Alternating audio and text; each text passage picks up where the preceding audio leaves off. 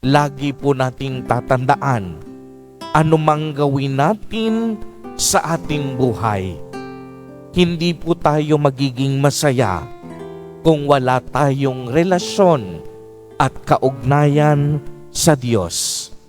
Aanhin po natin ang kayamanan sa mundong ito kung ang kaluluwa naman natin ay maghihirap sa impyerno dahil tayo'y naging sakim at makasarili.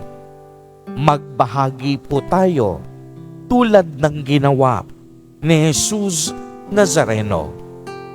Binahagi niya ang lahat-lahat sa Kanya. Pati sarili niyang buhay, ibinigay para sa atin. Dahil ito ang tunay na kahulugan ng ating buhay upang tayo'y magkaroon ng kayamanang espiritual. Amen. Purihin at dakilain natin ang ating Panginoon, ang mahal na poong Jesus Nazareno.